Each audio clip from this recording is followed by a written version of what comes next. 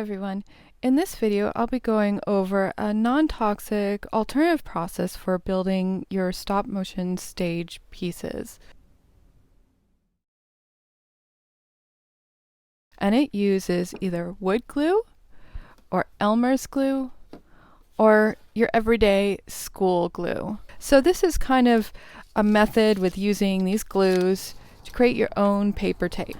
And these are all types of vinyl glue. They are water-based, and why I like using the wood glue is that it is waterproof. So once you go to the stage of painting your sets, you won't have the paper coming apart. So I'm going to mix some water in with the glue. You can use any kind of a container. I generally like to use a container that I can fit a chip brush into, whether that be a 1-inch or a 2-inch chip brush. If you're doing bigger sets, you're going to want something that you can put a bigger brush into so you can really spread out the glue rather quickly. And I generally don't mix more than 1/3 water to 2/3 glue. You just want to keep your glue nice and dry so that it will dry faster. The more water you add, the slower it will dry, and also the less flexible the glue will be and the less rigid it will be.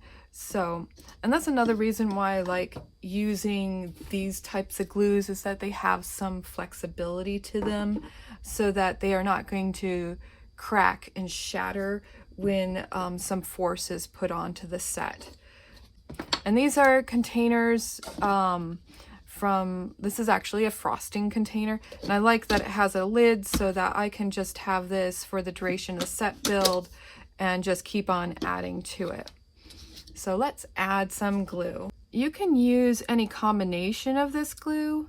You can mix the clear school glue with the wood glue. It's totally fine. They're both vinyl glues.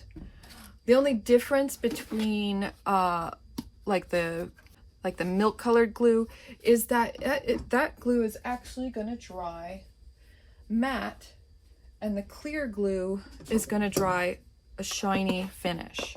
So if you want a matte finish, you're going to want to use a glue that starts out white. And here's a nice little tip, is that oftentimes these always get jammed because the glue gets on these edges and it jams it up. So this is an adjustable wrench, and you can see it adjusts to a couple different sizes, and this is a pretty good size. And then this is a really good size for your larger glue bottle openings. So just pull that right off. So I'm gonna mix them together.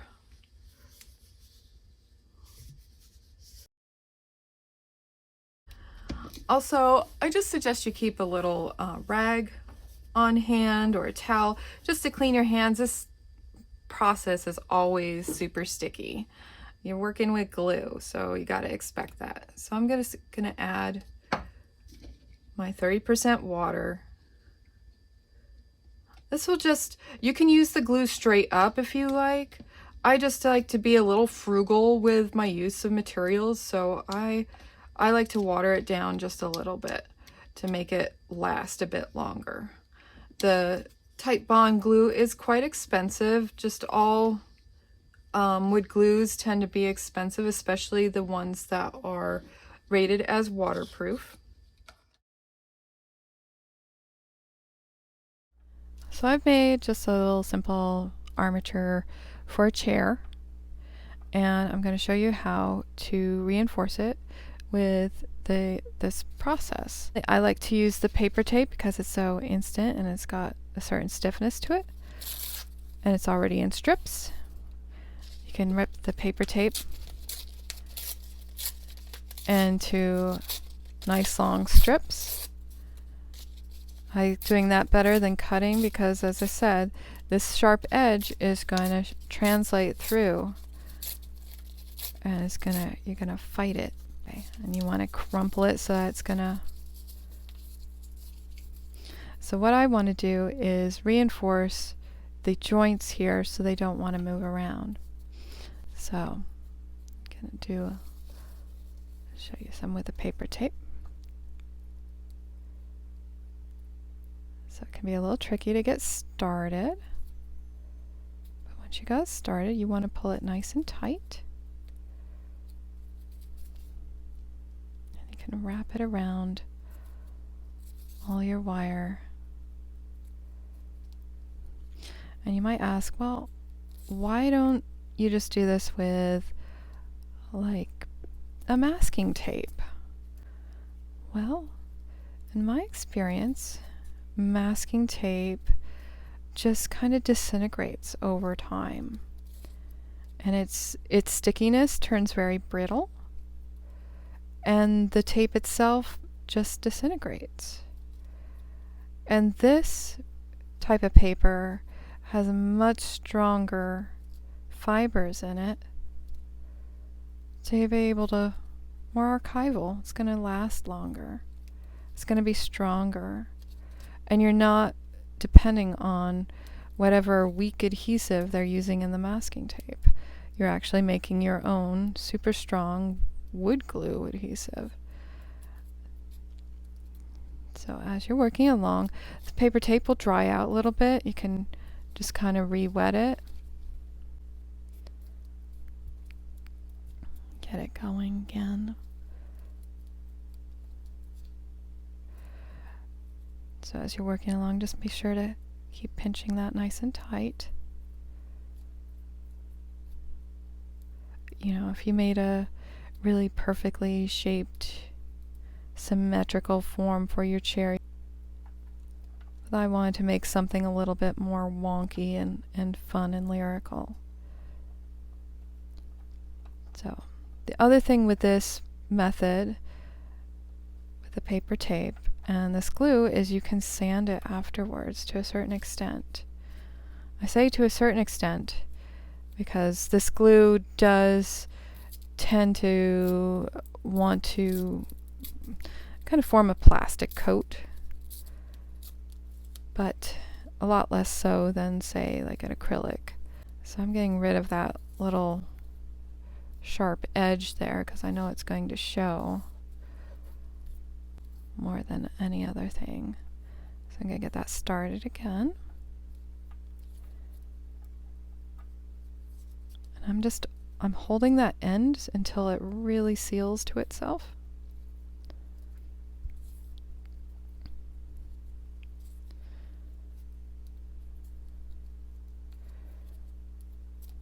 And you can really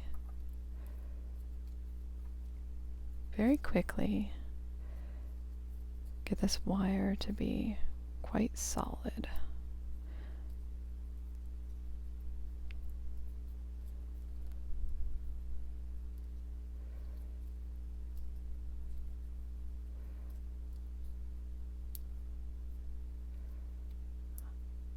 And I'm shaping it as I go to pinch in on those areas. I don't want it to flange out. And I'm kind of pulling attention. And you can see my other piece has come loose again.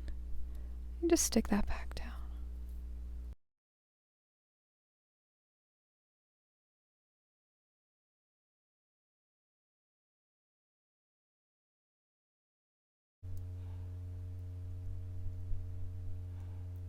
Make sure my ends are nice and stuck down. They might come back up, but it's just that it takes a little bit of time for it to.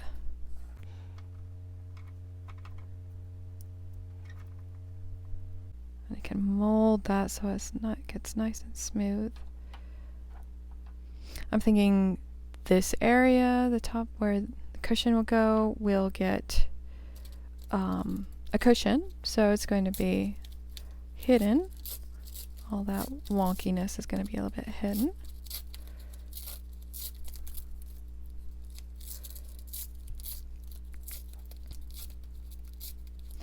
And when you're ripping the paper tape, you have to keep in mind that you're not ripping away too much of the adhesive on the back. So let's wet that again.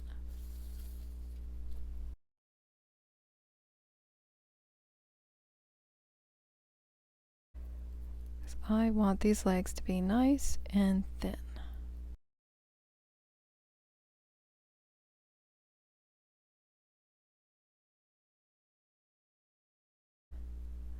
those edges, burnish those edges down. You can really mold them after you've got them initially down. You don't have to put up with them just being the way that they are. You can keep shaping them, really finesse them.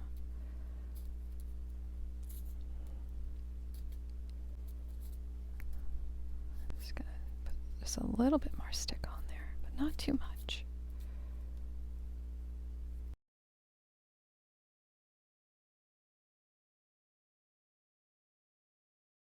Stick that down. Really finesse that.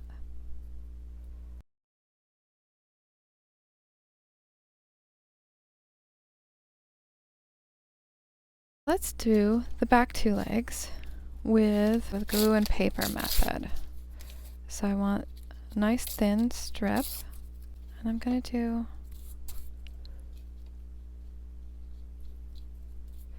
get the glue on there.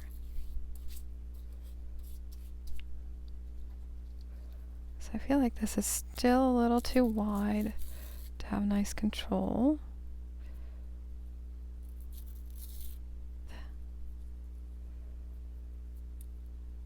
Get that going up on the paper tape. And wrap that nice and tightly.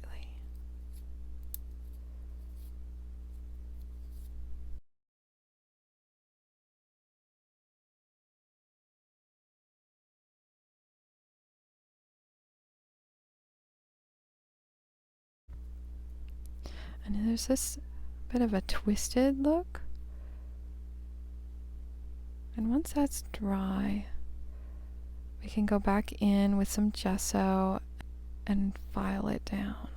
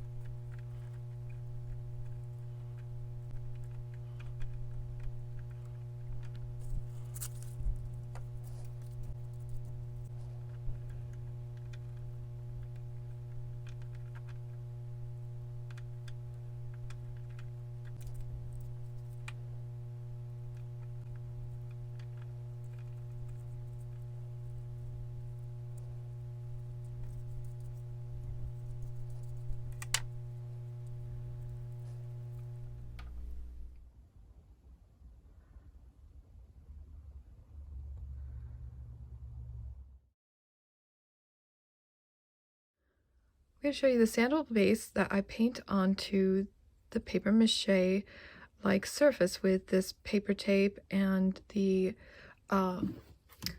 Type Bond Ultimate Wood Glue. So I do use the Type Bond Wood Glue as part of my mixture. I have some of that left over, so I will put a bit of that in. And that just gives it some extra strength and a little bit of stretchability. This is sandable hard gesso. It is sandable, and that's the objective here. And it's got quite a nice body to it, but it doesn't have as much like acrylic polymer that is going to kind of shred like plastic.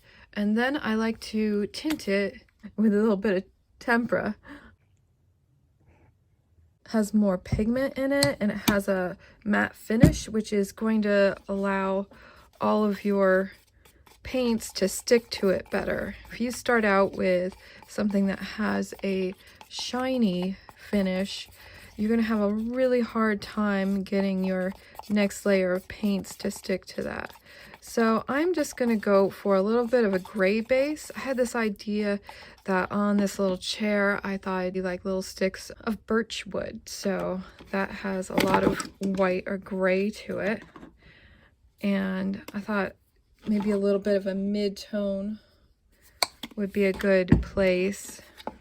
You can choose like one of the main colors that you're going to paint, and then you only have to do 50% of your painting after that of the other color.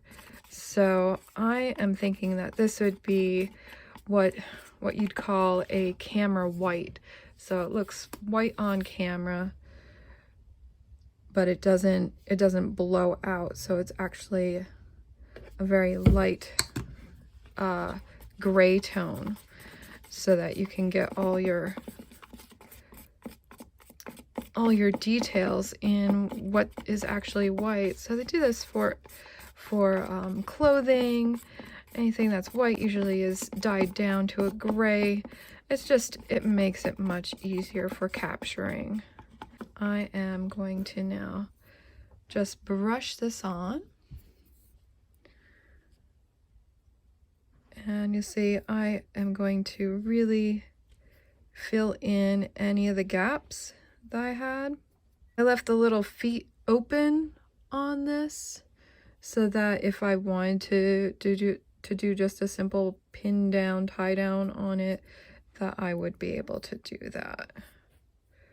So, and this might take a couple of coats.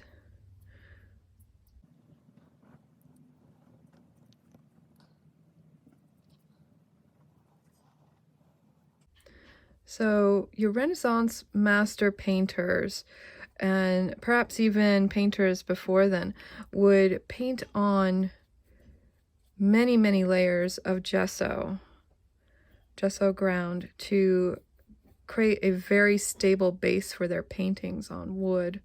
Some historians researched that some painters have actually layered up over 200 different layers of gesso and sanded in between. And I've used this for my own paintings for when I paint on wood, and it is laborious but very very effective way to get a very smooth finish, very level finish, and also something to be extremely archival. And for those of you that might not know, gesso, basic formula for gesso is just chalk, glue, and water. And the glues have varied over the millennia, but the formula basically has not. And I'm just going to put this on generously, and I will probably come back and do a few different coats just to make sure to get into those, fill those cracks, and that I have something to sand down to. And I'll let this dry overnight for the first thick coat. I debated whether I should show you painting this in some kind of color so that you would really understand that you can tint your gesso base quite a lot. You could tint this to a black if you'd like. I just make sure to have enough of your glue that's acting as your binder, and make sure that you're not using an acrylic, because most acrylics, like a thick-bodied acrylic is what I'm talking about. You don't want to use a thick-bodied acrylic because that will not be sandable.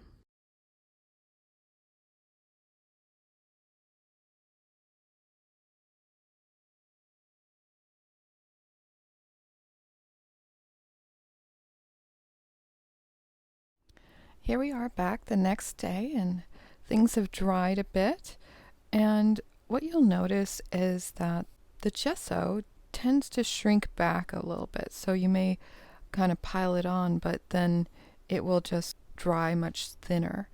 And I've already started to file away a little bit. I like using these nail files. They come in a couple of different grits, and they're just a comfortable size to hold on to. Now, I know this will need some more coats of the gesso to really fill in all the cracks. All of this stuff is going to get covered with the little seat cushion, but any of this back here, I'm going to want to fill that. And to do anything thicker than like the seams along this edge here, like maybe into that crevice, or if I want to build up, I'm going to have to mix something that has a bit more of a thicker body. And what I'm going to use for that is a material called water putty. And I'll show that to you in a little bit, but right now I am going to file a little bit. And you can see the filing right down to the paper. And you don't want to file too far because that paper is just, you file, you're going to kind of pull up the fibers of the paper a bit. But you just want to take it down a little bit, get rid of anything that might be protruding and giving away the fact that you've wrapped paper onto this.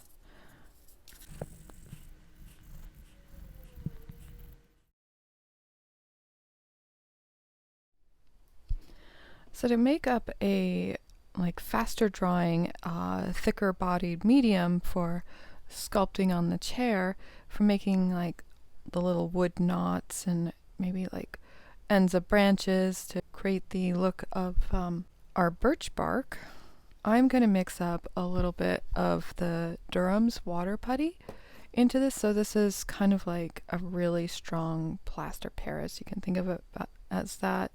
It's a anhydrous, technically it's an anhydrous gypsum material. So basically anytime you add water to it, it's going to cure.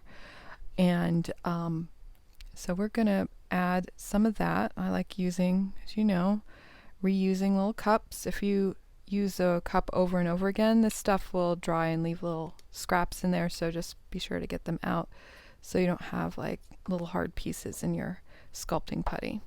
So this takes very little water, and I'm going to use some of that water content is actually going to be from the glue. So I'm going to add the wood glue to this mixture, and I'm just using some of our leftover mix. How much can you add of this to the powder? Well, I kind of just do it by look and feel, because you're going to want to mix it to the consistency that you want to sculpt with. So you can mix this up to a nice thick putty, or you can mix it into like a thin sort of layer too. I'm going to see how much this is dialed in there.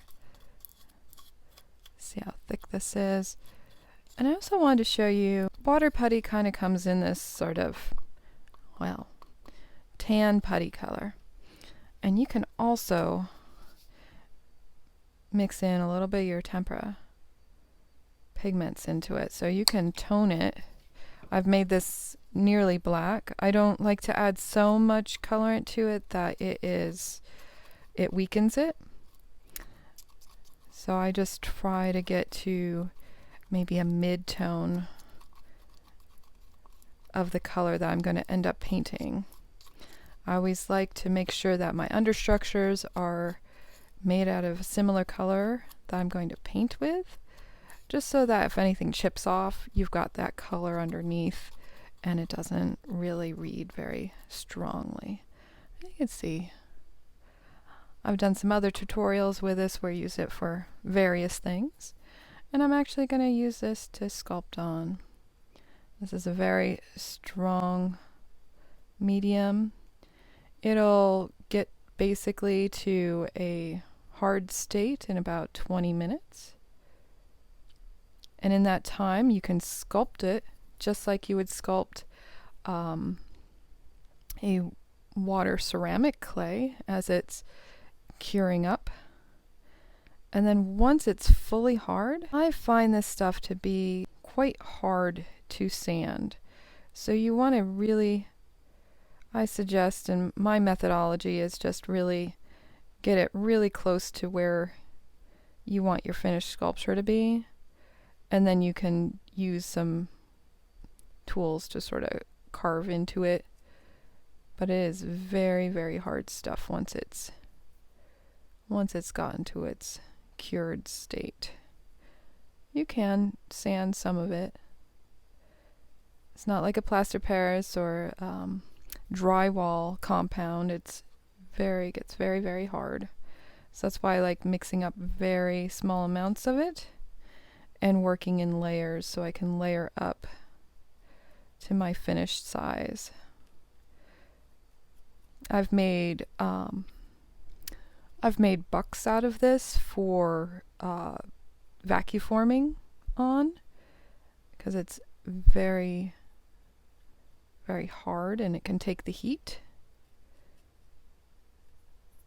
And it's very quick to work with. This is like one of my other non-toxic materials to like an epoxy putty. And I find as it's curing, it kind of slumps into soft edges. But when it gets to a harder state, you can sort of sculpt in harder, sharper edges. Bit of a layer on here.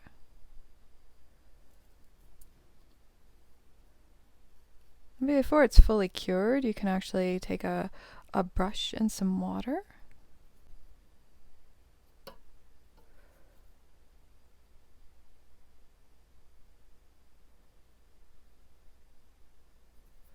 You want to make sure that clean your brush out.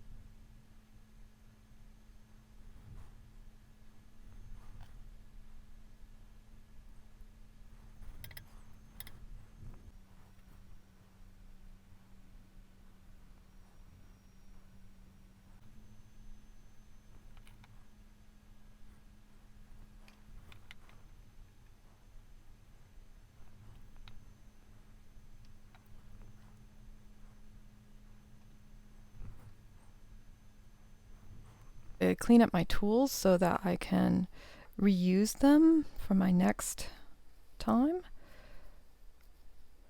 I find a key thing is just to make sure that you have some of it left over so you can test how hard it is and how cured it is before you start touching your final piece. I'm going to let that sit a bit. Maybe I might fuss with it just a little bit every now and then.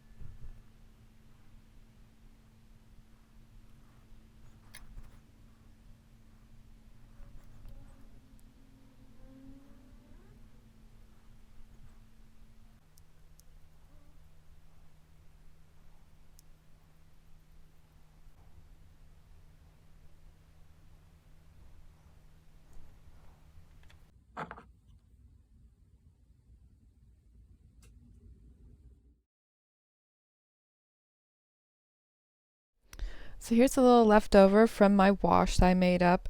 I just used some black tempera paint and a little Elmer's glue and this GAC 200. It says hard acrylic extender, so it just makes sure that if you're painting onto a hard surface that's not going to absorb the paint, it really sticks.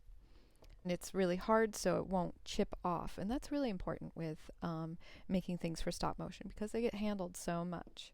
I'm also going to use just off-your-shelf basic crafter's paint, nothing fancy here, because I can always add those additives to make them really strong.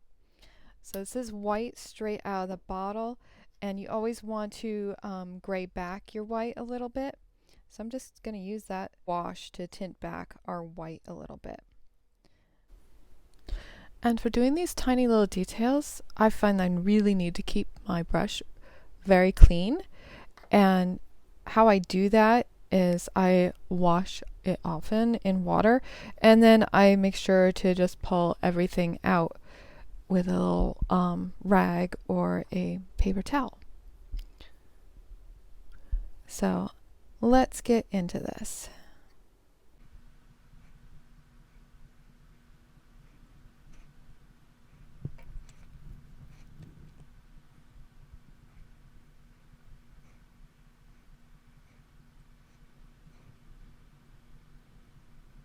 And you may notice as I'm working along that I'm bracing myself against the object so that my hands move together as I'm painting.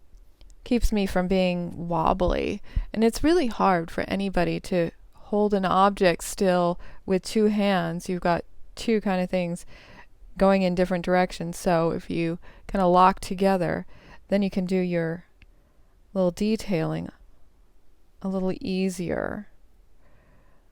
I do often for small, really tiny things, use a little sticky wax and place them on the top of a pin head or on top of a Q-tip, that kind of thing, or even on a toothpick, just so that they are locked onto something bigger that can be held, rather than holding just a little tiny thing in my hand.